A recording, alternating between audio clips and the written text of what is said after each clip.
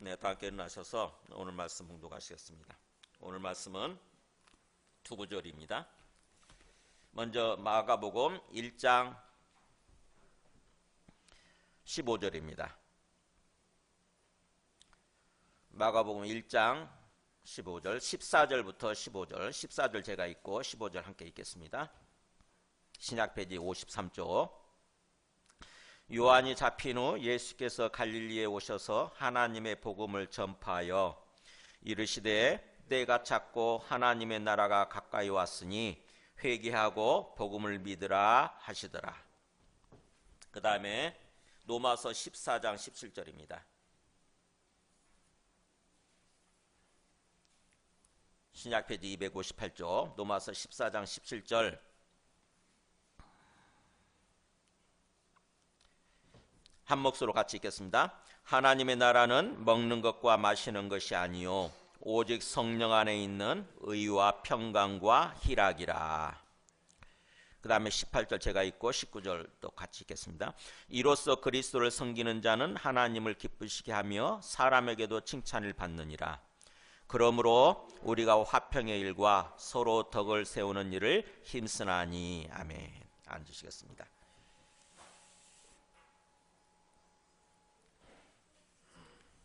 자, 오늘 말씀을 나누기 전에 우리 전에도 한번 보여드린 적이 있는데 이승구 교수님 영상이 있어요. 이게 여기가 가까운데 이게 합신, 수원에 있는 합신 신대 교수예요.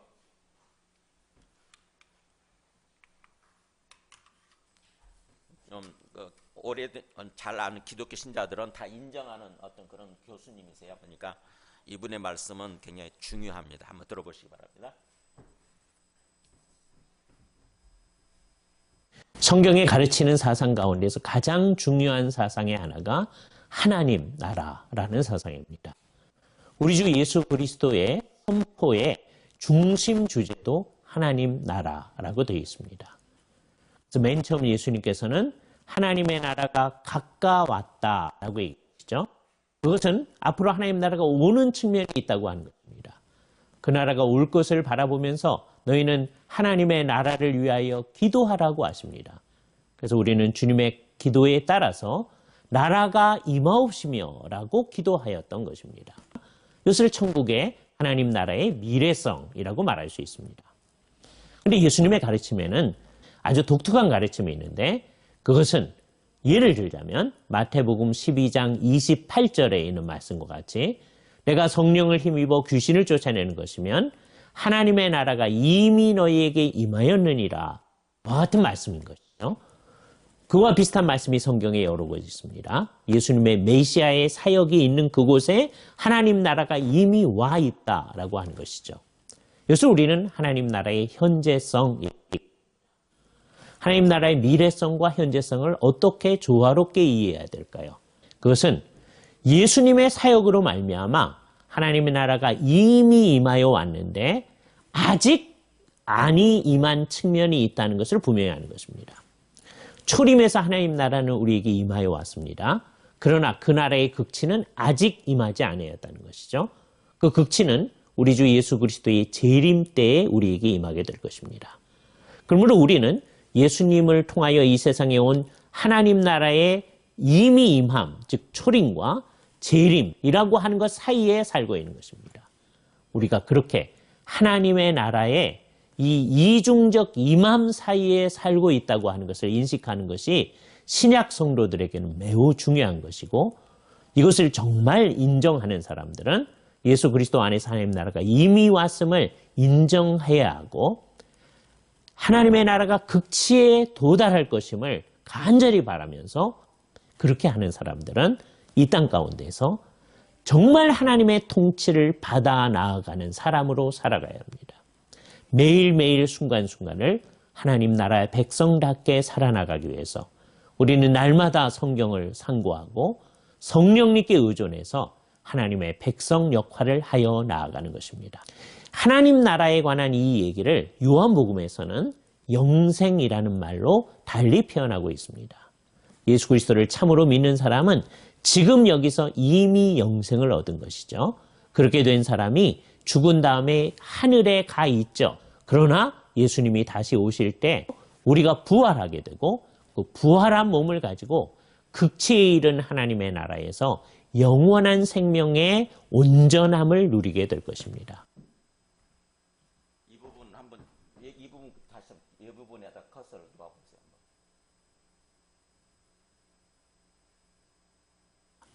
우리가 그렇게 하나님의 나라에 이 이중적 임함 사이에 살고 있다고 하는 것을 인식하는 것이 신약 성도들에게는 매우 중요한 것이고, 이것을 정말 인정하는 사람들은 예수 그리스도 안에서 하나님의 나라가 이미 왔음을 인정해야 하고, 하나님의 나라가 극치에 도달할 것임을 간절히 바라면서 그렇게 하는 사람들은 이 땅 가운데서 정말 하나님의 통치를 받아 나아가는 사람으로 살아가야 합니다. 매일매일 순간순간을 하나님 나라의 백성답게 살아나가기 위해서 우리는 날마다 성경을 상고하고 성령님께 의존해서 하나님의 백성 역할을 하여 나아가는 것입니다. 또 멈춰보세요. 하나님 나라 네.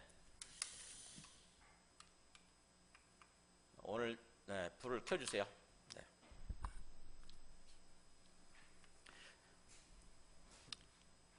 자,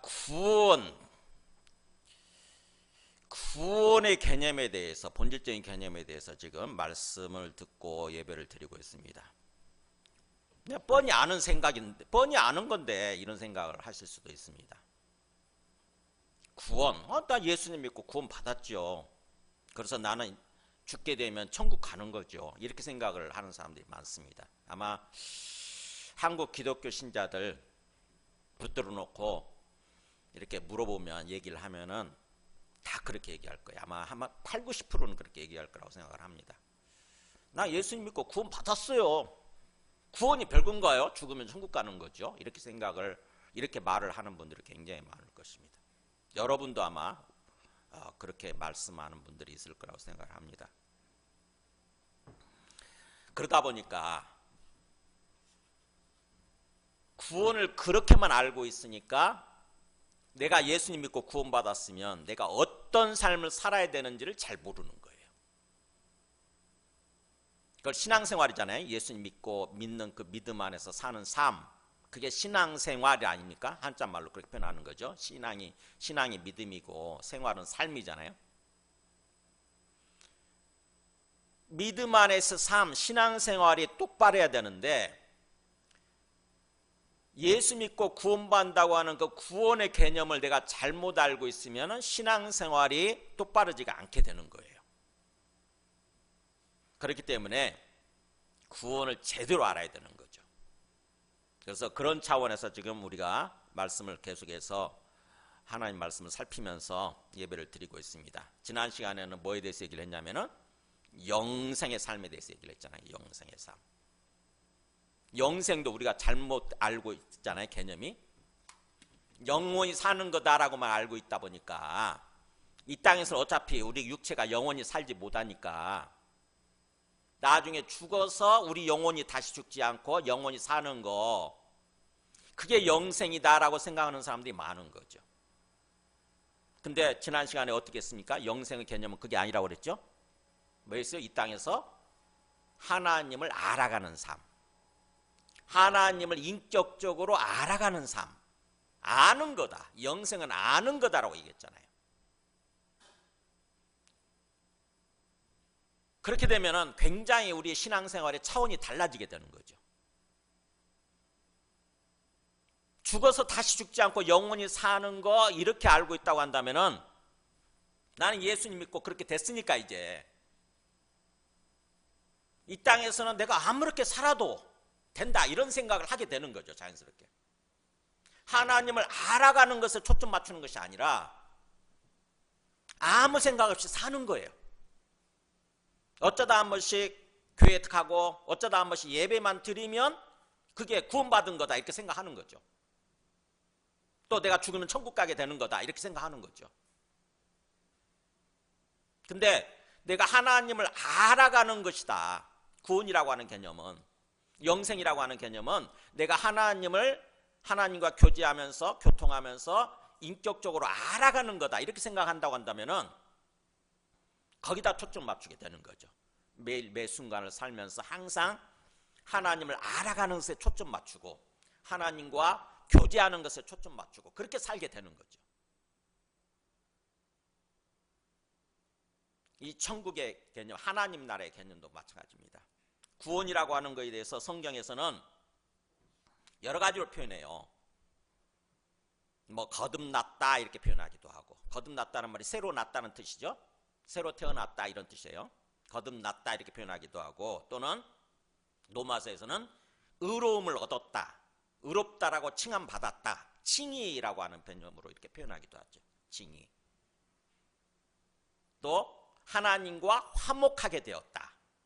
하나님과 원수져 있었는데 하나님과 화해하고 화목하게 되었다 이렇게 표현하기도 하고, 또 영생을 얻었다 이렇게 표현하기도 하고, 오늘은 하나님의 나라에 들어갔다, 천국에 들어갔다 이렇게 표현하기도 합니다. 그래서 그런 개념들이, 그런 단어가 등장할 때마다, 성경 읽으면서 등장할 때마다 이게 전부 다 구원을 표현하는 거구나. 우리가 구원받았다고 하는 것이 어떤 것인지 이거를 다양한 각도에서 바라보면서 표현하고 있구나, 이렇게 알아야 되는 거죠, 우리가. 그래서 우리 영혼이 거듭나는 거, 또는 우리 영혼이 의롭다라고 칭함받는 거, 우리 영혼이 하나님과 화목하게 되는 거, 우리 영혼이 영생을 얻는 거, 우리 영혼이 하나님의 나라에 들어가는 거, 이게 구원받은 거예요. 그러니까 우리 영혼의 세계에 대해서 얘기를 하는 거죠. 어떻게 보면 영적인 차원이지. 우리의 삶이라고 하는 것은 영혼에서부터 시작이 되잖아요. 그래서 하나님께서는 예수님을 통해서 우리 영혼을 구원하기를 원하시는 거예요. 영혼이 구원받아서 영혼이 똑바른 모습으로 살아가게 될 때에 비로소 우리의 삶이 구원받고 장차 우리의 몸이 구원받는 거죠. 우리 몸이 부활하게 되는 게 그게 구원이잖아요.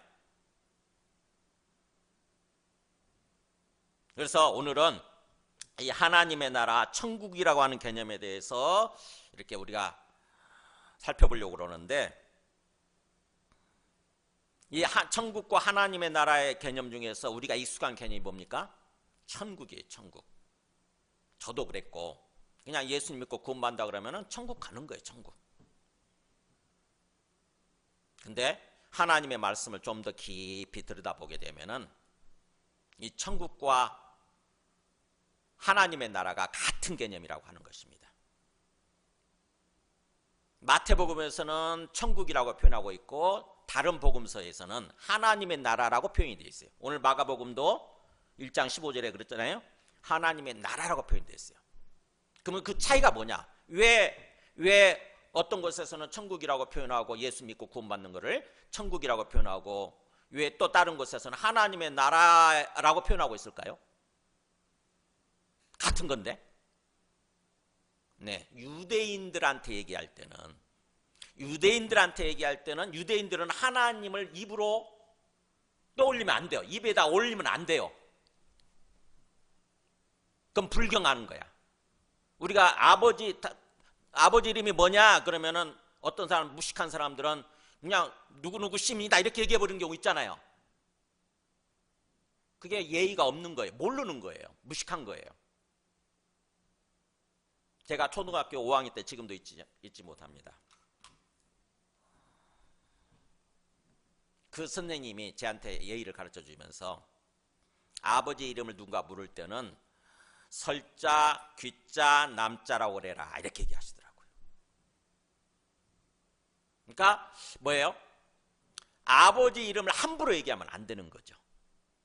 그렇듯이 이스라엘 사람, 유대인들 같은 경우는 하나님의 이름을 절대로 얘기하면 안 돼요. 하나님의 이름이 뭡니까? 여호와예요, 여호와. 여호와가 원뜻이 스스로 있는 자 뜻이거든요. 항상 계시는 분, 항상 있다. 하야라고 하는 동사에서 나온 거예요. 여호와, 항상 있는 분. 근데 그 여호와라는 이름을 써놓고, 성경에서 써놓고 그렇게 읽을 수 없는 거예요.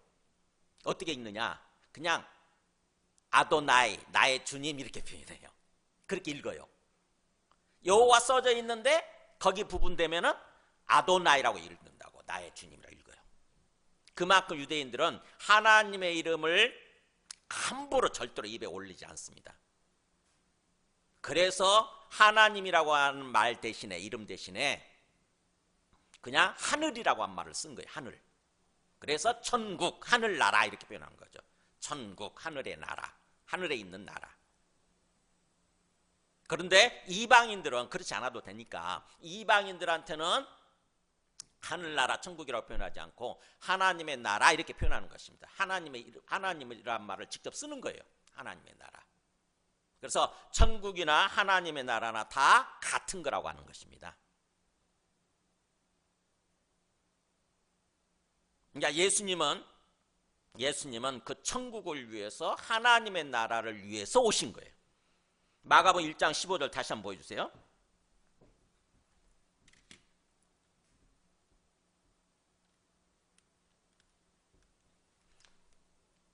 이렇게 나오잖아요. 이르시되 때가 찼고 하나님의 나라가 가까이 왔으니 회개하고 복을 믿으라 이렇게 하지 않습니까? 이 하나님의 나라 이렇게 되어 있어요. 그러니까 예수님의 사역의 시작이에요. 이렇게 예수님을 먼저 증거하는 세례 요한이 이제 죽게 되죠. 세례 요한이 잡히누란 말은 이제 감옥에 갇히게 되니 곧 죽게 돼요. 이제 세례 요한의 시대가 끝난 것입니다. 세례 요한의 사역이 끝난 거예요. 그렇다고 한다면 이제 그 예수님이 본격적으로 등장하시게 되는 거죠. 예수님이 본격적으로 등장하셔서 이제 자기 사역을 하시는 거예요. 즉 다시 말하면 하나님의 복음을 전파하는 사역, 이걸 하시는 거죠. 하나님의 복음, 하나님의 복음이라고 하는 게 복음인데 하나님이 주시는 복음인 거죠. 기쁜 소식이에요. 하나님이 우리한테 주시는 기쁜 소식을 전파하기 시작하는 것입니다. 그 하나님의 복음을 전파하는 예수님의 그 사역의 첫 번째 일성, 첫 번째 말씀이 이거예요.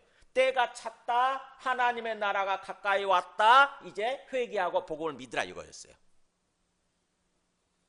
때가 찼다는 말은 하나님의 시간 정해놓은, 하나님의 시간 정해놓은 그 시간이 이제 가득 찼다는 것입니다. 마치 물이 차듯이 하나님의 시간이 가득히 찼다. 현재 완료 시대예요. 하나님의 시간이 가득히 찼다. 그리고 하나님의 나라가 가까이 왔다. 가까이 왔다도 한 단어입니다. 우리는 두 단어로 되어 있지만 원래 한 단어예요. 이것도 현재 완료 시대예요. 하나님의 나라가 이미 와 있다는 것입니다. 하나님의 나라가 이미 내 근처, 내 가까이에 와 있다는 거예요. 그래서 우리가 하나님의 나라에 들어갈 수 있게 됐다는 거죠. 어떻게 보면 하나님의 나라에 들어갈 수 있게 됐다. 가까이 있다는 거예요. 내가 믿으면 된다는 거죠. 이게 하나님의 나라가 바로 뭐냐면 예수님인 거죠. 하나님의 아들 예수님. 예수님을 믿으면 하나님의 나라를 우리가 얻고 하나님의 나라에 들어가게 되는 거예요. 그러니까 예수님이 지금 가까이 와 계시니까 그렇게 얘기를 하는 거죠. 하나님의 나라가 이미 가까이 와 있다 이거예요. 가까이 와 있다. 가까이 왔다는 말은 가까이 와 있다 이런 뜻이에요. 이미 와 있다. 그렇다면 그 하나님의 나라에 들어가기 위해서는 이제 회개하고 죄를 회개하는 거죠. 즉 하나님을 모르고 하나님 없이 살았던 죄예요. 죄라고 하는 것은 기본적으로 죄의 본질적인 개념은 하나님을 거부하고 하나님을 주인으로 모시는 것을 거부하고 내가 주인 되어서 내 생각, 내 욕심이 주인 되어서 사는 것, 그게 죄예요. 그렇다고 한다면 우리가 죄 그러면은 흔히 뭐예요? 간음하는 거나 또는 살인하는 거나 거짓말하는 거나 이걸 죄라고 생각하지 않습니까? 물론 그것도 죄인데 그거는 죄의 열매들이에요. 본질적인 죄의 뿌리는 뭐냐? 죄의 근본은 하나님을 거부하고 하나님을 하나님이라고 하나님을 주인으로 이렇게 모시는 것을 거부하고 내가 주인 되어서 사는 거, 내가 하나님 되어서 살려고 하는 거, 이게 죄거든요. 그 죄를 회개하는 거죠. 그 죄를 회개하고 그 다음에 복음을 이제 믿으면 되는 거예요. 복음을 받아들이는 거예요. 믿으라고 하는 것은 신뢰하라 이런 뜻입니다. 그것을 신뢰하고 나를 의탁하는 것, 거기에 완전히 의지해라 이런 뜻이에요. 예수님이 전해주는 하나님의 복음이죠. 즉 다시 말하면 하나님의 아들이 메시아로서 그리스도로서 이 땅에 오셨다고 하는 거, 그게 기쁜 소식 아닙니까? 그잖아요. 우리를 구원해 주시기 위해서, 우리를 구원하시기 위해서 하나님의 아들이 이 땅에 왔다는 거죠. 메시아가 이 땅에 왔다는 거예요. 그것을 받아들이면 되는 것입니다. 그래서 예수님을 하나님의 아들로 주와 그리스도로 믿으면 우리가 드디어 하나님의 나라에 들어가서 하나님 나라의 삶이 시작되는 거예요. 그래서 하나님 나라의 삶은 어떻게 시작되느냐? 바로 예수님을 믿을 때, 예수님을 하나님의 아들로 주와 그리스도로 받아들이고 고백할 때 시작이 되는 거예요. 예수님은 바로 그것을 위해서 이 땅에 오셨다고 하는 것입니다. 우리에게 하나님의 나라를 주시기 위해서, 하나님의 나라 즉 구원을 선물로 주시기 위해서 이 땅에 오셨다고 하는 거죠. 마태복음 4장 17절에도 그렇게 되잖아요. 예수님께서 이때부터 예수께서 비로소 전파하시되 회개하라 천국이 가까이 왔네. 여기는 천국이라고 표현되어 있잖아요. 마태복음이니까 유대인들한테 전하는 복음서가 마태복음이거든요. 그래서 천국, 하늘나라가 가까이 왔다. 천국이나 하나님의 나라 같아요. 또 누가복음 4장 43절에 보면 예수님이 바로 이것을 위해서, 하나님의 나라를 위해서 왔다고 하는 얘기를 직접 하세요. 예수께서 이르시되 내가 다른 동네들에서도 하나님의 나라 복음을 전하여야 하리니 나는 이 일을 위해 보내심을 받았노라 그러잖아요. 나는 이 일 뭐예요? 하나님 나라 복음을 전파하는 일이죠. 하나님의 나라 복음을 전파하는 일을 위해서 보내심을 받았다. 누가 보내셨다는 거냐면 하나님 아버지가 보냈다고 하는 거죠. 하나님의 아들로서, 그래서 아버지의 명령을 따라서 오신 거예요. 파송받아서 오신 거예요. 이 땅에 뭘 위해서요? 하나님의 나라를 위해서, 하나님의 나라 복음을 우리한테 전해주시기 위해서. 그러니까 우리가 예수님 믿는다고 할 때 가장 중요한 주제가 뭐냐? 하나님 나라예요. 하나님의 나라. 그래서 예수님이 마태복음에서 우리 주기도문에서 그 얘기를 하잖아요. 그렇게 기도하라고. 뭐요? 나라가 임하옵시며 이렇게 기도하라고 그렇잖아요. 그 나라가 하나님의 나라인 거죠. 하나님의 나라가 임하게 해달라고 기도하라는 거예요. 주기도문의 가장 핵심 주제가 그거죠. 하나님의 나라가 이 땅에 임하는 거. 그 하나님 나라가 뭐냐면 하나님의 통치예요. 하나님의 통치. 하나님이 통치하시는 거. 하나님이 통치하시는 삶. 하나님이 통치하시는 세상. 즉 하나님이 다스리시고 하나님이 이끌어 가시는 세상. 이게 하나님의 나라예요. 그것을 위해서 기도하라는 거죠. 그리고 또 마태복음 6장 33절에서도 우리 잘 알잖아요. 너희는 먼저 그의 나라와 그의 의를 구하라 그랬잖아요. 먼저. 그러니까 어쩌면 우리 영혼의 우선순위죠. 우리 삶의 우선순위가 뭐냐? 하나님의 나라를 구하는 거, 하나님의 의를 구하는 거라는 거죠. 그런 삶을 살라는 거예요. 이 땅에서 하나님의 다스리심을 받는, 우리 영혼이 하나님의 다스리심을 받는 그런 삶을 사는 거, 그것을 구하라는 거죠. 먼저. 그리하면 우리가 걱정하고 염려하는 것들, 우리가 신경 쓰는 것들, 먹고 입고 마시고 자고 쓰는 것들 있잖아요. 그런 것들은 너희에게 더하시리라 그랬지 않습니까? 더하시리라. 더해 주신다. 덤으로 주신다. 이런 뜻이에요. 그러니까 우리 삶의 주된 주제가 이거를 해야 된다고 하는 거죠. 하나님 나라와 의를 먼저 구하는 것. 우리는 이 모든 거, 먹고 마시고 입고 쓰는 거 있잖아요. 이것 때문에 사실은 자칫하게 되면은 우리 신앙생활이 잘못될 수 있는 거죠. 어떻게 보면은 그게 걱정이 되니까, 염려가 되니까. 그리고 예수님이 부활하신 후에도, 죽음에서 부활하신 후에 며칠 동안 여기에 계셨죠? 이 세상에 40일이요. 40일 동안 이 땅에 살아 계시면서 주로 뭐에 대해서 말씀하셨느냐? 사도행 1장 3절에 보면 나오죠. 40일 동안 그들에게 보이시면 뭘 얘기하셨다고요? 하나님 나라의 일을 말씀하시니라. 주제가 하나님의 나라였어요. 그때도. 그러니까 예수님은 이것을 위해서 오셨기 때문에 이 땅에 하나님의 나라가 임하는 거, 하나님의 통치가 임하는 거, 하나님 나라의 회복을 위해서 오셨기 때문에 하늘 올라가시기 전에 주로 이거에 대해서 말씀하실 수밖에 없는 거예요. 그래서 사도들은 이걸 알았을까요? 몰랐을까요? 네, 사도들은 당연히 알았죠. 사도들은 이걸 당연히 알고, 예수님이 주로 말씀하고자 하는 게 뭔지, 하나님이 주로 말씀하고자 하는 게 뭔지 그걸 알았기 때문에 그 다음부터 삶을 그렇게 살았습니다. 하나님 나라를 위해서 살았어요. 사도들이. 대표적으로 사도 바울이 어떻게 삶을 사는지 사도행전에 그렇게 끝나요. 사도행전 끝에 보면은 사도행전 20장 마지막 부분이 보세요.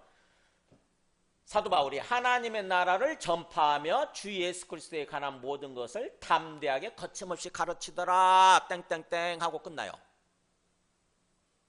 그러니까 뭐예요?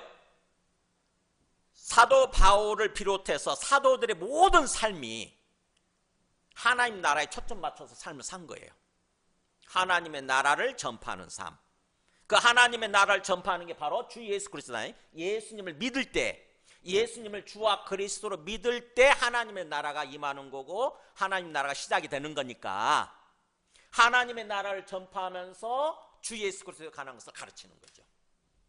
예수님이 누구신지, 예수님이 주와 그리스도가 되신다고 하는 것을 가르치는 거예요. 그래서 예수님을 주와 그리스도로 믿을 수 있도록, 그래서 하나님 나라의 삶을 살아가도록 그렇게 가르친 거죠.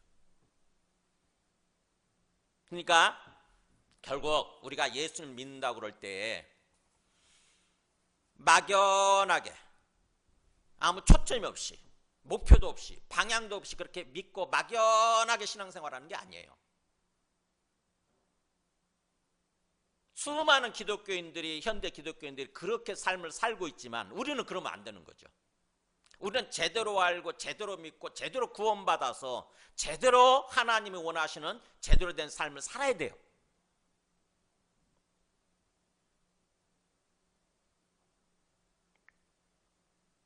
그것이 예수님께서 이 땅에 오신 목적이라고 하는 것입니다. 그래서 예수님의 중심 주제가 바로 하나님 나라라고 하는 것이고, 그 다음에 그 하나님 나라가 그렇다고 한다면 언제 완성이 되느냐, 두 번째 메시지입니다. 아까 우리 그 이승 교수님도 말씀하셨지만 언제 완성이 된다고요? 내가 죽으면 완성되나요? 아니라니까요. 예수님 재림 때 완성이 되는 거예요. 예수님 재림하실 때 완성이 되는 거예요. 그러면 예수님 재림하실 때 어떻게 완성이 되느냐? 요한계시록에 나옵니다. 요한계시록 21장 3절에 보면은 보세요. 예수님 재림하실 때 찾아보세요. 요한계시록 21장 3절. 자, 사도 요한이 봅니다. 환상 속에서. 내가 들으니 보좌에서 큰 음성이 나서 이르되, 보좌, 하나님이 앉아 계시는 하나님 보좌겠죠. 하나님의 보좌에서 큰 음성이 뭐라고 나오냐면은, 보라 하나님의 장막, 하나님의 집이에요. 하나님에 계신 하나님의 집, 하나님의 장막이 사람들과 함께 있음에, 사람들과 함께니까 뭐예요? 하나님의 장막이 사람들과 함께 있다? 즉 다시 말하면 뭐예요? 구원받은 사람들이 하나님의 장막 속에서 사는 거죠. 어떻게 보면 하나님의 집 속에서 함께 사는 것입니다. 하나님의 집에서. 그래서 하나님이 그들과 함께 계시리니 이렇게 나오잖아요. 하나님이 영원히 우리와 함께 계시게 되는 거예요. 그래서 그들은 하나님의 백성이 되고, 즉 구원받은 사람들은 하나님의 백성이 된다고 하는 것은, 하나님은 누가 되시는 겁니까? 어떤 분이 되시는 거예요? 우리가 뭔가 백성이다 그 말은 국민이 됐다 뜻이잖아요. 그러면 그 나라를 통치하는 어떤 존재가 있을 거 아닙니까? 통치자, 왕이나 우리식으로 하면 오늘날 얘기하면 대통령, 통치자가 있을 거 아닙니까? 누가 계시는 거예요? 하나님이 왕으로 계시고 우리는 하나님의 백성이 되어서, 그게 하나님 나라죠. 하나님 통치를 받는 삶. 그래서 하나님의 백성이란 말이 등장하게 되면은 하나님이 왕으로 계시는 것을 항상 전제하는 것이고, 하나님이 통치하시는 세상, 하나님이 통치하시는 그것도 삶을 전제로 하는 거예요. 하나님 나라의 삶을 전제로 하는 거죠. 그런 표현이에요. 그래서 그들은 하나님의 백성이 되고 하나님이 친히 그들과 함께 계셔서, 그 다음에 그 삶의 구체적인 모습이 모든 눈물을 그 눈에서 닦아주시니, 그동안 이 땅에 살면서 우리가 흘렸던 눈물들 있잖아요. 너무나 고통스럽고 너무나 힘들어서 눈물을 흘렸던 것들을 이제는 다 위로해 주시고 닦아주시는 거죠. 눈물을 다 닦아주시고, 그 다음에 다시는 그래서 사망이 없고, 더 이상 죽음이 없어요. 사망이 없고, 그 다음에 애통하는 거, 통곡하는 거, 아픈 것이 다시 있지 아니하리니 처음 것들이 다 지나갔습니다. 이게 예수님 재림하실 때 완성된 하나님의 나라의 모습이에요. 소위 우리가 생각하는 천국의 모습인 거지. 거기는 눈물도 없고 더 이상 아픈 것도 없고 죽음 자체가 없는 거예요. 죽음 자체가. 병드는 것도 없고. 그러니까 완전한 건강한 모습으로, 완전히 건강한 모습으로, 건강한 몸으로 완전히 행복한 그런 삶을 살게 되는 거죠. 그걸 지복의 삶이라고 그래요. 가장 최고로 복된 삶을 살아가는 거, 행복한 삶을 살아가게 되는 거. 그것도 영원히. 그게 하나님 나라가 완성될 때의 모습이에요. 언제요? 예수님 재림하실 때. 예수님 재림하심으로써. 그러면 우리가 그 전에 죽어버리면 어떻게 되죠? 네, 그 전에 죽는다고 한다면 우리 영혼이 가 있는 거잖아요.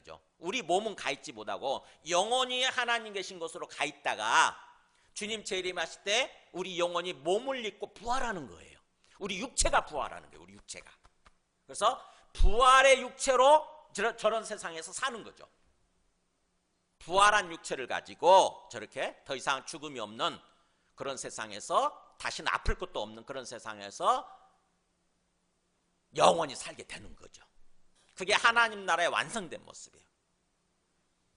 그래서 우리는 어떻게 보면은 예수님을 믿음으로 말미암아 하나님 나라가 우리한테 시작이 됐는데, 우리가 하나님 나라의 삶을 살기 시작했는데, 나중에 예수님이 재림하실 때 그 하나님 나라가 완성이 되는 거죠. 우리 육체가 부활해가지고 완성이 되는 거죠. 그렇다고 한다면 현재 이 땅에서의 우리 삶이라고 하는 것은 바로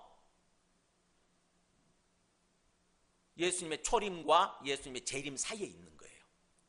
예수님의 초림과 재림 사이. 즉 다시 말하면 하나님 나라에 시작된 하나님의 나라와 그 다음에 나중에 완성될 하나님 나라에 있는 것입니다.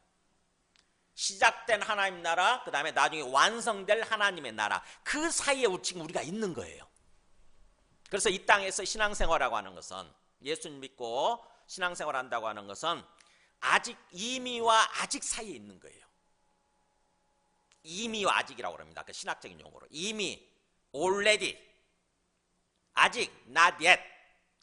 이미와 아직 사이에서 삶을 사는 거예요. 이미 시작이 됐지만 아직은 완성이 되지 않은 그 사이에서 삶을 살고 있는 거예요, 우리가. 그렇다고 한다면 이 땅에서 삶을 사는 동안 우리가 어떤 삶을 살아야 됩니까? 시작이 된 하나님 나라의 삶을 사는 거예요. 이미 시작된 하나님 나라의 삶을 사는 거예요, 이 땅에서 신앙생활이라고 하는 것은. 그래서 우리 신앙생활의 초점이 하나님 나라에 맞춰져야 되는 거예요. 그러면은 그 하나님 나라의 삶을 이 땅에서 사는 게 어떤 모습이냐? 그게 바로 로마서 14장 17절이에요. 다시 한번 보여주세요. 로마서 14, 17절. 하나님의 나라는 먹는 것과 마시는 게 아니다. 뭘 먹느냐, 뭘 마시느냐 그런 게 아니라는 거죠. 왜 이 얘기를 하냐면은 그때 당시에 로마 교회가 이 먹는 것과 마시는 것을 놓고 서로 다퉜거든요. 유대인들은 구약을 보니까 뭘 먹어서 되고 뭘 먹어서는 안 되고 이게 다 구약이 레위기에 나오잖아요. 레위기 11장에. 근데 이방인들은 그 율법을 모르니까 그런 거 상관없이 그냥 아무렇게나 먹어도 돼 이제. 예수님도 그렇게 말씀하셨잖아요. 아무거나 먹어도 된다고. 그렇게 주장을 하니까 유대인들과 이방인들 사이에, 구원받은 이방인들 사이에 서로 계속 갈등이 있고 싸움이 있는 거예요. 다툼이 있는 거예요. 그걸 사도 바울이 얘기하는 거죠. 하나님의 나라, 우리가 예수님 믿고 하나님 나라의 삶을 살아야 되는데 그 하나님 나라의 삶이라고 하는 게 그런 먹는 것과 마시는 게 아니다. 거기에 달려있지 않다. 어떻게 하는 거냐? 오직 성령 안에서, 성령 안에 있는 의와 평강과 희락이다, 이렇게 얘기하는 거죠. 성령 안에 있는 의와 평강과 희락, 이게 하나님 나라의 삶이다라고 얘기를 하는 거예요. 굉장히 간단하게 표현을 하고 있는데, 성령 안에 있는 이란 말이 무슨 말이냐면 성령 안에서 이런 뜻이에요. 성령 안에서. 즉 다시 말하면 우리가 예수님 믿으면 뭘 받냐면 성령을 받잖아요. 그죠? 예수님 믿으면 모든 사람이 성령을 받게 돼 있어요. 성령은 하나님의 영이잖아요. 거룩한 영이란 뜻인데 하나님의 영이에요. 즉 다시 말하면 또 다른 하나님입니다. 예수님이 또 다른 하나님이셨어요. 성부, 성자, 성령, 이렇게 성부, 성자, 성령 할 때 그걸 삼일체의 하나님이라고 얘기하잖아요. 성부도 하나님, 성자도 하나님, 성령도 하나님이에요. 근데 뭐예요? 성자 하나님, 예수님이 이 땅에 오셨다 가셨잖아요. 그죠? 하늘로 올라가셨어요. 자기 자리로 복귀하셨다고. 하나님의 아들 자리, 하나님 우편에 있는 자기 아들, 하나님 우편에 있는 그 자리로, 하나님 우편으로 복귀하셨다고. 그래서 하늘에 계시고 지금 이 땅에는 안 계시는 거죠. 그렇다고 한다면 예수님이 그렇게 하늘로 올라가셔서 뭘 보내주시냐면 자기 대신 역할을 할 수 있는 성령을 보내주신 거예요. 그래서 예수 믿는 사람들은 다 성령을 받게 돼 있고 받아야만 되는 거예요. 그 성령이 또 다른 하나님으로서 이제 예수님 역할을 하시는 거고 하나님 아버지의 역할을 하시는 거예요. 성령이. 그래서 우리는 항상 예수님 믿고 구원받았다고 한다면은 성령을 사모해야 되고 성령을 따라서 살려고 해야 되는 거예요. 성령을 따라서. 그래서 성령 안에 있는이란 말은 성령 안에서란 뜻인 거고 성령을 따라서 이런 뜻이에요. 성령을 따라서, 즉 성령의 인도하시는 거죠. 성령 우리 마음속에 자꾸 뭔가 역사하시면서 우리 마음을 이끌고 가시는 거예요. 우리 영혼을 이끌고 가시는 거예요. 그러면 우리 영혼이 성령의 인도하심을 따라서 어떤 삶을 사는 거냐? 의를 추구하는 삶, 평강을 추구하는 삶, 희락을 추구하는 삶을 사는 거라는 거죠. 의와 평강과 희락의 기쁨이죠. 그러면은 그렇게 성령의 인도하심을 따라서, 그래서 갈라디아서 5장 16절에 보면은 갈라디아서는 리틀 로마서라고 했잖아요. 갈라디아서는 이렇게 표현하고 있죠. 갈라디아서는 사도 바울이 내가 이루니 너희는 성령을 따라 행하라 그랬잖아요. 성령을 따라 행하라. 내가 이루노니란 말은 굉장히 강조하는 표현이에요. 우리가 신앙생활 할 때 이게 너무 중요하기 때문에 너희는 성령을 따라 행해야 돼. 그 반대는 뭐냐? 성령을 따라서 행하지 않으면 뭘 따라 행하게 됩니까? 여기 나오죠. 육체.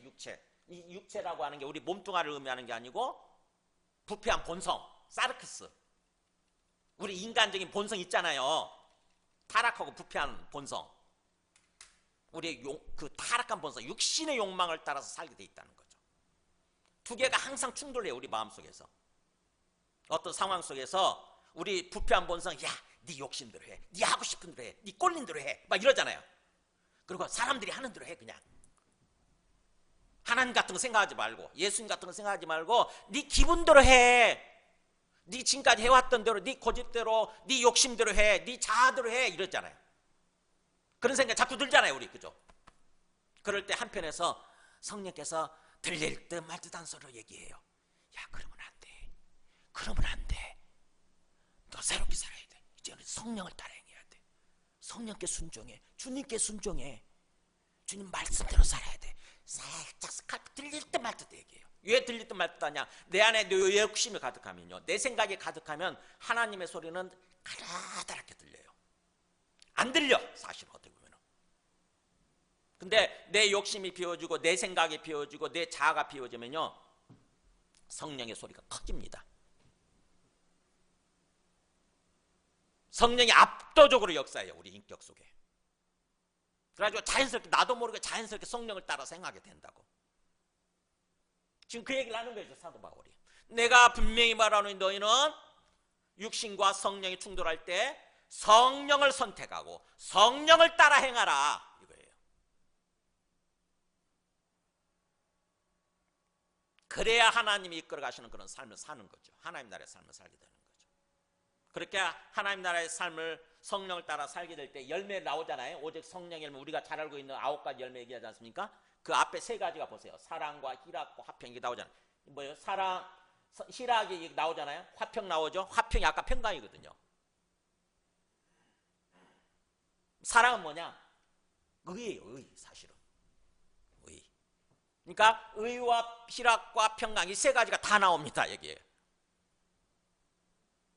성령을 따라서 의를 추구하는 삶. 여기서 설교를 끝내도 되는데 조금 좀 신앙적으로 조금 좀 성숙한 사람들을 위해서 조금 한 가지 더 깊게 얘기를 한다고 한다면, 의라는 게 뭐냐 그렇다고 한다면, 성령을 따라서 의를 추구하는 삶, 의로운 삶을 산다고 하는 게 어떤 거냐. 의가 제가 주보에도 써놨을 거예요 아마. 하나님과 화목하는 건데, 밑에서 3번째 줄에 있죠. 하나님과 화목하는 건데, 평강은 이웃과 화목하는 거고, 희락이라고 하는 것은 기쁨의 삶을 사는 건데, 의가 구약적으로, 구약에서 얘기를 하면 구약의 말씀을 통해 조금 더 살펴봐야 되는 거죠. 의가 사실은 깊은 개념이 있어요. 의가 창세기 18장 19절에 보면은 하나님께서 아브라함을 택하시면서 아브라함한테 그런 얘기를 하세요. 내가 그로 그 자식과 건속의 가족이죠. 그 자식과 그 가족들에게 명하여, 그러니까 아브라함의 후손들이죠. 어떻게 보면은. 그래서 가족들에게 명하여 이스라엘 나라라고 생각하면 돼요. 민족에게 명하여 여호와의 도를 지켜, 하나님의 길, 도가 길이에요. 여호와의 길을 지켜서 의와 공도를 행하게 하려고 그를 택했다, 이런 말 나오죠. 의와 공도 이렇게 나오는데, 이게 바로 하나는 체다카고 그 다음에 공도는 미시파트예요. 그러니까 체다카와 미시파트라는 말이 이게 너무 중요한 거야. 우리가 여기는 의와 공도라고 표현되어 있지만 다른 성경에서는 이사야 5장 7절 보세요. 보면은 그들에게 정의를 바라셨더니 도리어 포악이요, 그들에게 공의를 바라셨더니 도리어 부르짖었다. 이스라엘이 왜 멸망하느냐? 하나님의 의를 행하지 않아서 멸망하는 거예요. 하나님은 이스라엘 민족을 세우시고 하나님 백성으로 세우신 거죠. 하나님 백성으로 삼으시고, 그래서 하나님이 이끌어 가시는 그런 삶을 살도록 하셨는데, 하나님이 이끌어 가시는 삶의 모습이 이렇게 나타나야 되는 거예요. 정의와 공의를 행하는 삶. 정의가 바로 미시파트고 공의가 체닥한데, 이렇게 해가지 않아서 결국 하나님이 멸망시키는 거죠. 사실은 스스로 멸망이 되는 거예요. 정의를 바라셨더니 오히려 그 반대되는 포악스러운 모습으로, 폭력을 행하는 모습으로 나타났다는 거고, 이스라엘 사회 하나님의 백성인데 하나님 백성 사이에 서로 막 폭력을 행하는 거예요. 포악적인 모습으로 나타나는 거죠. 전혀 하나님 백성답지 않게 사는 거죠. 그리고 공의를 바라셨더니, 공의 체다카, 공의는 어떻게 보면 사랑이거든요. 사랑, 이웃사랑이라고 되어 있죠. 하나님 사랑, 이웃사랑. 사랑을 바라셨더니 오히려 그 다음 뭐예요? 부르짖는 모습으로 나타나는 거죠. 사랑이 없다 보니까 사람들이 핍박받고 어떻게 보면은 어떤 폭력을 받으면서, 핍박받으면서 부르짖는 거예요. 하나님이 위에서 보시면서 그냥 한탄하시는 거예요. 내 백성들이, 내 나라가 왜 이런 모습이냐는 거죠. 결국 하나님께서 아수를 통해서, 바빌론을 통해서 멸망시키시는 거예요. 우리도 마찬가지죠. 우리도 하나님께서 하나님의 의를 행하는 삶, 우리 하나님 백성으로 삼으셔서 우리가 뭔가 의를 행하는 삶, 미시파트와 정의와 공의를 행하는 삶을 살아가기를 바라시는데, 우리가 그런 삶을 살지 않는다고 한다면 우리는 존재 가치가 없는 거죠. 우리 삶을 통해서 하나님의 영광을 나타내고 하나님을 드러내는 삶, 하나님이 칭찬 듣는 삶, 그런 삶을 살아야 되는데, 우리의 삶이 그렇지 않다고 한다면, 오히려 하나님의 영광을 가리고 하나님의 이름을 욕되게 하는 그런 삶이라고 한다면 하나님께서 멸망시킬 수밖에 없는 거죠. 그래서 이스라엘 사회는 이게 없어서 멸망했습니다. 하나님의 의를 제대로 행하지 않아서. 이사야 선지자도 그렇게 얘기를 한다고 한다면, 나중에 아모스에 가면 아모스는 얘기를 더욱더 분명히 나타나요. 우리 잘 알고 있는 말씀 있죠? 오직 정의를 물같이 공의를 마르지 않는 강같이 흐르게 할지어다. 이거 잘 아시죠? 그죠? 정의를 물같이 공의를 마르지 않는 강같이 흐르게 할지어다. 굉장히 많이 외우는 말씀이잖아요. 이 정의와 공의가 바로 뭐냐? 이거 미시파트와 체다카. 미시파트는 뭐냐면은 바로 이 정의로운 삶이에요. 이제 정의로운 사회예요. 정의로운 사회. 불의가 없는 사회.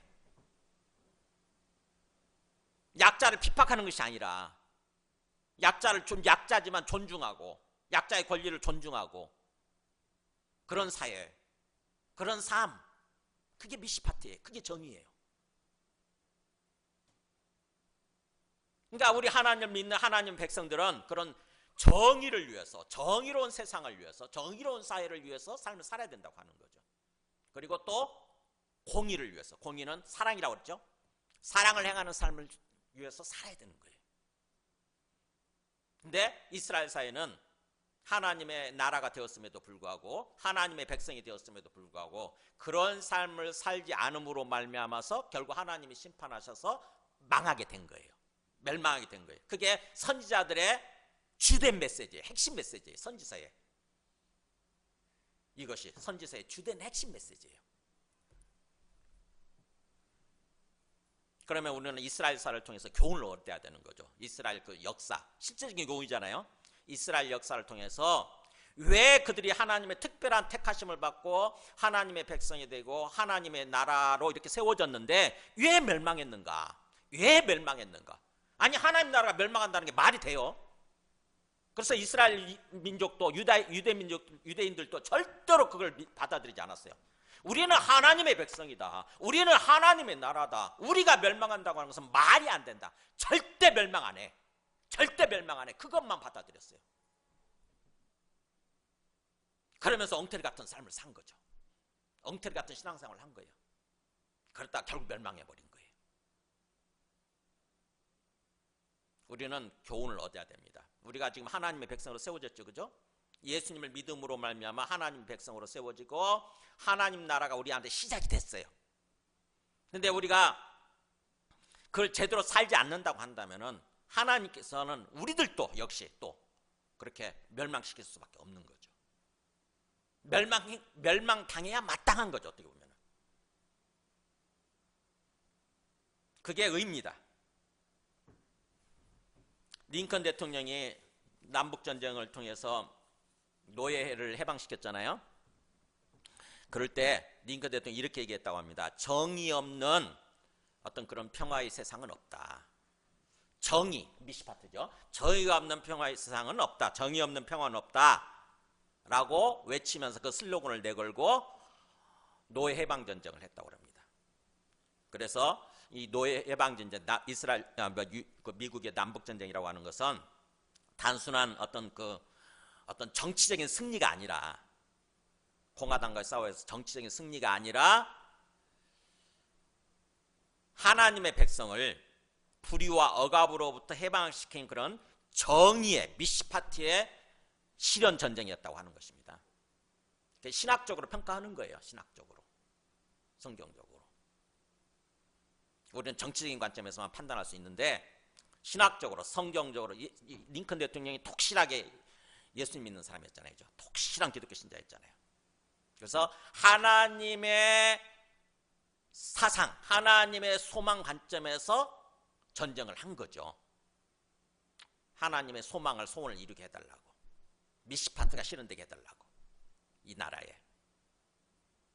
그거를 미국 사람들이 알아야 되는데, 그걸 안다고 한다면 정말 제대로 또 이렇게 정의가 실현되는 그런 삶을 살려고 할 텐데, 예수 믿는다고 하는 저 트럼프가 그렇게 하지 않고 있잖아요. 얼마나 약자들을 억압하고 괴롭힙니까? 그런 사람들이 성경 들고 나타나가지고 나 예수 믿습니다 이런 식으로 하니까 뭐예요? 그 트럼프를 또 따르는 극우적인 사람들이죠. 극우적인 기독교인들. 이 사람들 그렇게 또 살잖아요. 그러면 예수 안 믿는 사람들, 잠재적인 선교 대상자들이잖아요. 예수 믿게끔 해야 되는 사람들 아닙니까? 그 사람들이 그걸 보고 어떻게 판단하겠어요? 기독교에 대해서. 아, 예수 믿는 거는 저렇게 뭔가 폭력적인 어떤 삶을 사는 거구나. 약자들을 괴롭히고 약자들을 억압하는 그런 삶을 사는 거구나. 아, 나도 예수 믿어야 되겠다. 이렇게 하겠어요? 미국 사회뿐만 아니라 우리나라도 마찬가지입니다. 하나님의 의를 모르는 거예요. 하나님 나라의 삶을 사는 것은 바로 성령 안에서 성령을 따라서 의를 실현하는 그런 삶을 살아는 것인데, 의가 실현되는 그런 삶을 살아야 되는 건데 전혀 그런 개념이 없는 거죠. 그 다음에 또 평강이라고 했죠. 평강은 우리가 자칫하게는 우리 마음, 개인적으로 누리는 어떤 마음의 평안이라고 생각하기 쉬운데 사실은 그렇지 않습니다. 이 로마서 14장이라고 했잖아요. 아까 그 로마 14장 보여주세요. 로마 14장은 로마 교회가 그렇게 유대인들하고 이방인 출신의 사람들과 서로 먹는 것 마시는 걸 가지고 서로 갈등하고 싸울 때 이 얘기를 하는 거거든요. 그렇기 때문에 이 평강이라고 하는 것은 화평이에요. 화평, 화목. 형제들끼리 서로 화목해라. 형제들을 사랑해라. 이웃을 사랑해라. 그런 삶을 사는 거다. 그게 하나님 나라의 삶이다라고 지금 얘기를 하는 것입니다. 그래서 우리가 성령의 인도하심을 따라서 우리가 어디에 초점 맞추고 살아야 되냐면 항상 뭐예요? 형제를 사랑하고 이웃을 사랑하고 그런 삶을 살려고 해야 되는 거예요. 그래서 어떤 성경을 전체 요약을 하면은 예수님이 그렇게 말씀하셨잖아요. 하나님 사랑, 이웃 사랑 이렇게 얘기하잖아요. 하나님 사랑, 이웃 사랑. 사실은 그걸로 귀결이 되는 거죠. 하나님 사랑이 바로 아까 말하는 의라고 한다면은 이웃 사랑은 이거예요. 평강, 화평이지 사실 화평. 이거 번역을 조금 더 적절하게 화평이라고 차라리 번역을 했더라면 좋았을 뻔했어요. 화평 또는 화목 이렇게. 샬롬이라는 말이거든요. 사실은 히브리어 샬롬을 그렇게 번역하는 거거든요. 문맥에 따라서 내 안에 마음속에 누리는 평안으로 번역이 될 수도 있고 또 뭐예요? 이웃과 화평하고 화목하고 화평의 삶을 사는 거 이렇게 번역할 수도 있고 그런 거거든요. 여기서는 화평인 거죠. 화평. 성령 안에서 성령의 인도하심을 따라서 이웃과 화목하고 화평의 삶을 사는 거. 그래서 내가 예수님 믿고 구원받았다고 한다면 나는 가정이나 직장이나 어디를 가든지 정말 화평의 삶을 살려고 하고 있는가라고 물어봐야 돼요. 우리 자신한테. 내 삶의 초점이 화평에 맞춰져 있는가 하는 거예요. 화평에. 아니면 계속 가는 곳마다 분란을 일으키고 말썽을 일으키고 분열하게 만들고 불싸우게 만들고 그런 삶을 살고 있는가 하는 거예요. 기독교인들인데도 불구하고 그런 삶을 사는 사람들 있잖아요. 가는 곳마다 분란을 일으켜.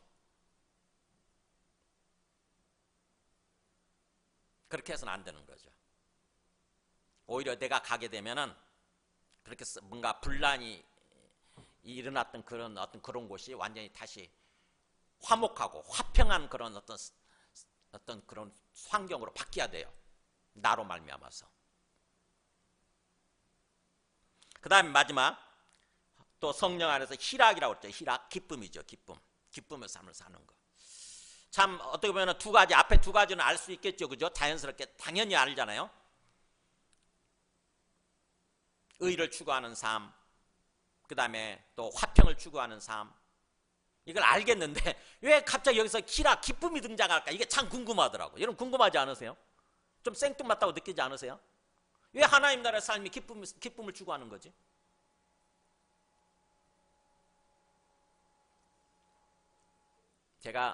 저도 굉장히 궁금하더라고요. 저도 나름대로 생각이 있지만 궁금해서 한번 AI한테 물어봤어요.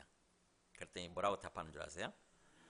기쁨이라고 하는 것은 성령이 주시는 열매이며 구원받은 자의 내적 증거입니다. 그러면서 기쁨은 성령의 선물이지만 동시에 우리가 의지적으로 선택해야 될 삶의 태도입니다. 이렇게 얘기를 하더라고. 와, 바로 그거예요. 그러니까 기쁨이라고 하는 것은 어떻게 보면은 우리가 예수님 믿고 구원받았다고 한다면, 그래서 하나님 백성이 됐다고 한다면은 하나님이 이끌어 가시는 삶을 사는 거니까 내 삶 자체가, 내 생명이 하나님 손 안에 있는 거잖아요. 그렇다고 한다면은 내 삶에 대한 내 생각을 내려놓고 내 근심, 걱정, 염려, 내 주권적인 어떤 그런 것을 다 내려놓고 온전히 주님께 맡기고 의지하는 모습으로 삶을 사는 거죠. 그래서 어려운 상황, 어려운 환경 속에서도 온전히 주님 손 안에 내 삶이 있음을 믿고 긍정적으로 바라보는 거예요. 긍정적으로 생각하는 것입니다. 긍정적으로. 하나님이 우리를 멸망하는 쪽으로 인도하시진 않을 거 아닙니까? 그잖아요. 우리를 행복하게 하기 위해서, 우리에게 복을 주시기 위해서 인도하실 거 아닙니까? 지금 어렵지만, 지금 환경이 어렵지만, 그러다 보니까 우리가 근심하고 걱정하고 염려하고 슬퍼할 수 있지만, 그러나 내 삶이 주님 손 안에 있다. 이 지금의 이 어려운 환경도, 어려운 상황도 주님이 허락하셔서 일어나는 어떤 그런 거다 라고 이렇게 생각한다고 한다면은 지금 어려운 환경을 긍정적으로 생각하고 긍정적으로 받아들일 수 있는 거죠. 그래서 기쁨을 누리면서 기쁘게 살아갈 수 있는 거죠. 그런 차원에서 지금 오늘 말씀을 하고 있다고 하는 것입니다. 하나님의 나라는 성령 안에 있는 희락, 기쁨이다. 기쁨. 즉 성령을 따라서 기쁨의 삶을 사는 거다. 굉장히 수준 높은 어떤 삶의 모습인 거죠. 어떻게 보면. 우리 보통 사람은 환경이 어려워지고 상황이 어려워지면 기쁨은커녕 뭐예요? 근심하고 걱정하고 염려할 수밖에 없어요. 근데 내 삶이 주님 손 안에 있다고 하는 것을 진정으로 우리가 받아들인다고 한다면, 그래서 주님께서 지금 내 삶을 인도하고 계신다. 이거를 바라보고 있다고 이거를 믿는다고 한다면은 내 삶을 완전히 주님께 맡기고 나를 내려놓고 내 생각을 내려놓고 그냥 하나님 감사합니다 그러면서 또 기뻐하면서 삶을 살 수 있는 거죠. 그래서 어떻게 보면 우리 신앙생활의 가장 어떻게 보면 성숙한 모습이 성령의 인도하심을 따라서 기쁨의 삶을 사는 것 같아요. 저도 사실은 이게 굉장히 부족합니다. 상황이 어려워지고 환경이 어려워지면 근심하고 염려하게 되는 것 같아요. 근데 말씀을 통해서 다시 생각하게 되는 거죠. 그런 점에서 우리 데살로니가전서에서 항상 기뻐하라 그 말씀 있는 것 같아요. 항상 기뻐하라, 쉬지 말고 기도하라, 범사에 감사하라, 이렇게 다 연결이 이렇게 되는 것 같아요. 항상 기뻐하라. 또 빌립보서에서 주로 얘기하죠. 주 안에서 기뻐하라. 내가 다시 말하노니 너희는 기뻐하라 그러잖아요. 기뻐하라. 기뻐하는 삶을 살아라. 긍정적으로 바라보고 긍정적으로 받아들여서 기뻐하는 삶을 살아라 이거죠. 하나님께서 우리한테 그런 삶을 원하신다. 그런 삶을 바라신다. 그런 것입니다. 그래서 어떻게 보면은 이 기쁨이라고 하는 것은 성령이 주시는 어떤 그런 거이면서 성령이 내 안에 계신 어떤 내적 증거라고 그랬죠. 또 성령이 주시는 열매죠. 열매. 사랑, 희락, 화평 이렇게 되는 것처럼 기쁨, 성령이 주시는 열매이면서 동시에 환경 속에서 상황 속에서 내가 선택해야 되는 우리 의지적인 선택의 어떤 대상이라고 하는 것입니다. 어떤 선교사가요, 굉장히 선교사들은 되게 어렵잖아요. 굉장히 어려움 속에서 살지요. 그 어려움 속에서 살면서도 항상 늘 밖에 웃으면서 감사하고 기뻐하는 그런 삶을 살았다고 합니다. 사람들이 궁금한 거예요. 원주민들이 궁금해서 물었다고 합니다. 선교사님, 지금 이렇게 어려운데 어떻게 그렇게 기뻐할 수 있습니까? 어떻게 그렇게 얼굴에 막 항상 웃으시고 기뻐하는 삶을 살 수 있지요? 그랬더니 선교사님 그렇게 대답하더랍니다. 환경은 내 얼굴을 어둡게 하지만 내 안에 계시는 성령님은 내 마음에 찬송을 주십니다. 그래서 나는 그 성령님의 찬송, 성령님이 주시는 기쁨을 내가 선택할 뿐입니다. 이렇게 대답하더래요. 저도 선교사님처럼 좀 성숙해져야 되겠어요.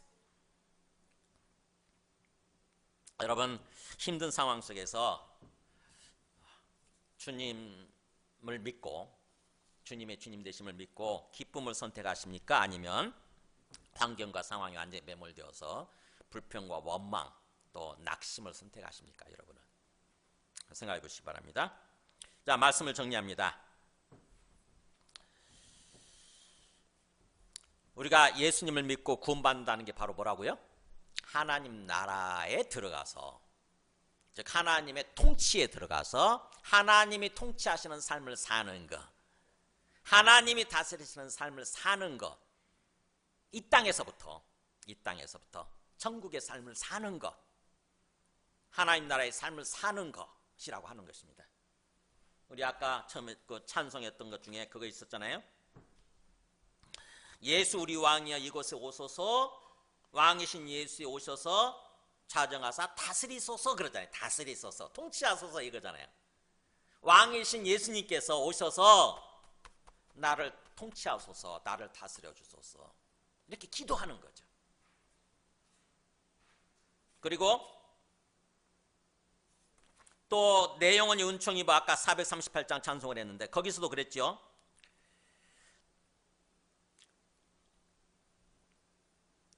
내 영혼이 은총을 입어서, 내 영혼이라고 하는 거죠. 내 영혼이 하나님의 은혜, 은총, 사랑을 입어서 이제 무거웠던 중한 죄의 짐에서 벗고보니, 하나님을 거부하고 내 마음대로 살았던, 내가 주인 되어서 살았던 그런 무거운 죄의 짐을 벗고보니, 죄의 짐에서 벗어나고 보니 내 영혼이 구원받은 거죠. 그랬더니 슬픔 많은 이 세상도, 굉장히 근심 많고 슬픔 많은 이 세상도 천국으로 화도다, 천국으로 바뀌도다, 이렇게 화한단 말이 변화할 때 그 화자인 거죠. 한자 말. 천국으로 화도다, 천국으로 변화도다. 와, 하나님 나라로 바뀌는 거구나. 그래서 내 모든 죄 사함 받고 내 모든 죄가 용서를 받고 이제 하나님과 화목하고 하나님께서 이끌어 가시는 그런 삶을 살게 되는 거죠. 그래서 주 예수와 동행하니, 예수님을 주님으로 믿고 주님께서 이끌어 가시는데 그 주 예수와 동행하니 그 어디나 하늘나라 그러잖아요. 그 어디나 하늘나라. 그 어디 환경이 어떠하든지 상황이 어떠하든지 하늘나라 천국이 되는 거구나. 하나님 나라가 되는 거구나. 이렇게. 그러니까 오늘 말씀을 잘 이렇게 반영해 주는 그런 찬송인 거죠. 그래서 주님의 얼굴을 뵙기 전에는 멀리 뵈던 멀리 느껴지는 그 하늘나라가 이제 내 마음속에 이루어지니, 그죠? 내 마음속에서부터 이루어지는 거예요. 하늘나라는, 하나님 나라는 내 마음속에서 이루어지는 거예요. 내 마음속에 하나님께서 성령을 우리 마음에 부어주셔서 성령을 통해서 우리의 마음을 이끌어 가시는 거거든요. 우리 영혼을 이끌어 가시는 거죠. 그래서 하나님 나라는 우리 마음속에서부터 이루어지는 거예요. 우리 마음속에서 이루어지니 날로 날로 그렇게 시간이 흘러가는 거죠. 날로 날로 가깝게 느껴지는 거죠. 주님이 더욱더 가깝게 느껴지고 진짜 완성될 구원의 완성될 그 하나님의 나라 천국이 가깝게 느껴지는 거죠. 그 다음에 3절 했죠. 그래서 높은 산이든 거친 들이든 환경을 얘기하는 거예요. 우리가 인생을 살면서 때로 높은 산에 딱 부딪히는 그런 상황이 될 수도 있고 또 거친 들을 만날 수도 있잖아요. 높은 산이든 거친 들이든 또 우리 사는 집이 초막이든 대골 같은 궁궐 같은 집이든 상황에 상관이 없다는 거죠. 환경에. 내 주 예수 모신 곳이면 예수님을 주님으로 모시는 거예요. 나의 주님으로. 내가 주인 되는 것이 아니라 내 주 예수 모신 곳이면 그 어디나 하늘나라, 아 천국이 되는 거구나. 하나님 나라가 되는 거구나. 이거잖아요. 그래서 우리가 이 찬양을 하고 함께 기도하는 시간을 갖겠습니다.